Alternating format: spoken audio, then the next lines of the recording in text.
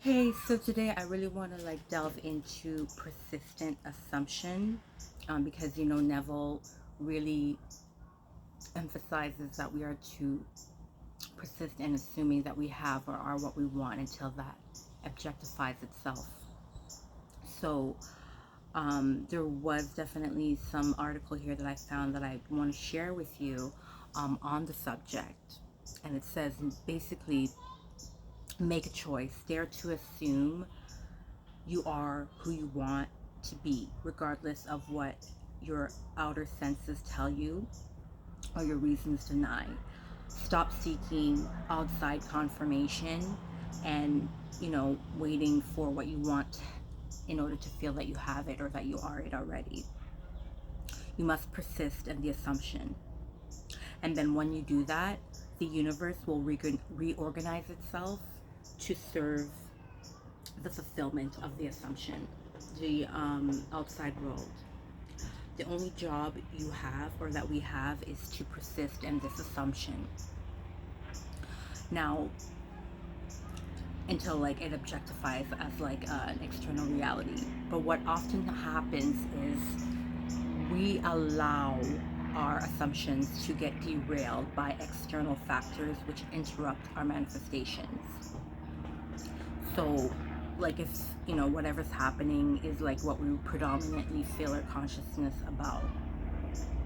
Many of us were taught to use external evidence to confirm our assumptions, but the law of assumptions suggests using our assumptions to confirm external evidence, right? The law of assumption states nothing exists outside of our own consciousness, and our entire experience is the world simply projecting our is the projection of our inner world, our inner state of consciousness. So the second law is, to persist when using the law of assumption, right? So if you persist, you'll find new things happening, things that, you know, reflect your internal state. Now, the fact that your assumption can be a blessing or a curse is that because it can be a blessing because you can change your reality by changing your assumptions about it. It can also be a curse because your assumptions can be influenced by external factors such as people, situations, and circumstances. This is why we have to make it a priority to ground ourselves in the assumption that serves us in every moment of time. Right? Use a mantra every day, such as my external reality is a direct reflection of my internal state. I am the ultimate creator of my reality. Always remind yourself that this is so. And there's also the law of reversibility. Neville always talks about, well, he talks about the law of reversibility. So you could see it in nature. So if heat can produce mechanical motion, so too can mechanical motion produce heat. If magnetism can produce electricity, so can electricity produce magnetism. Um, so if the voice can produce electrical currents, so can electrical currents produce voice. So action and reaction are the same and interconvertible.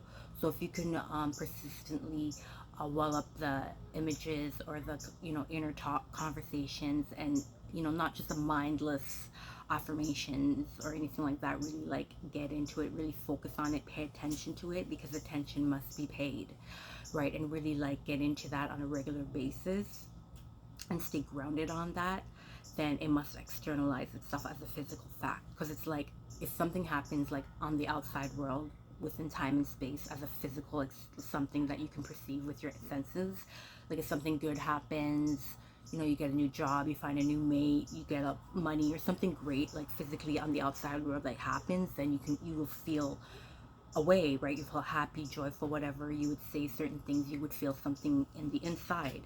But so too, if you can imagine that in advance, say those things, feel that way, see it, perceive it in your mind, in your consciousness, and within your I am, then that must produce the physical state that would have created it, because it's interconvertible, right? Even Einstein says that energy and matter are the same and interconvertible. E equals mc squared.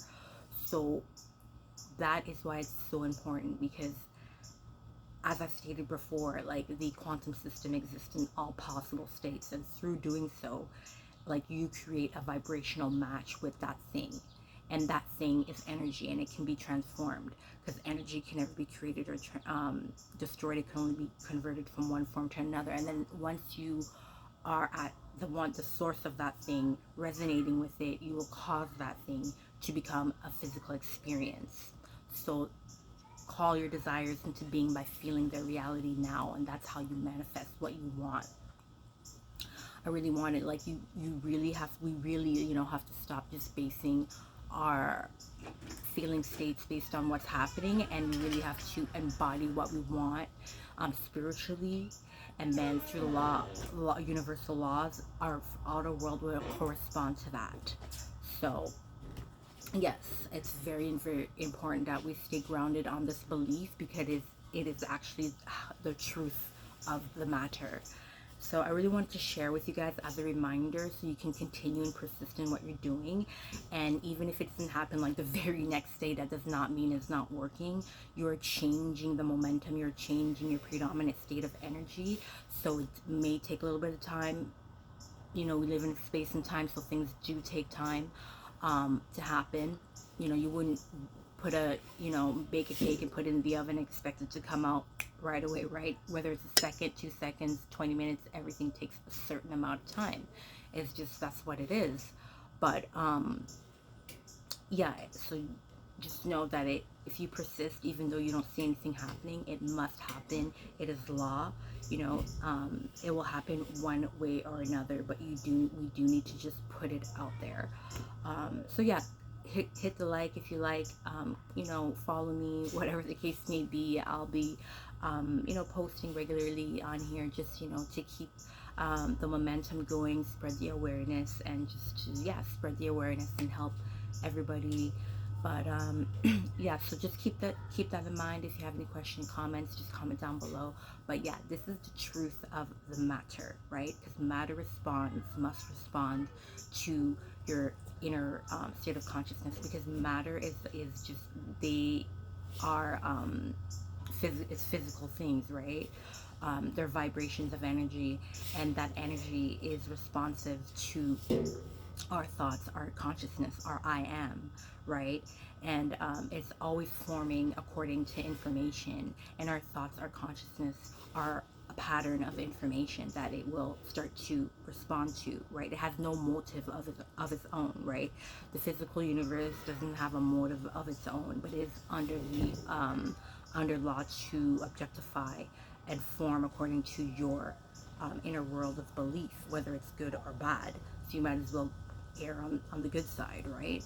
So yeah, anyways, I'm gonna leave it at that for today, and I will, careful babes, and I'll see you in the next one.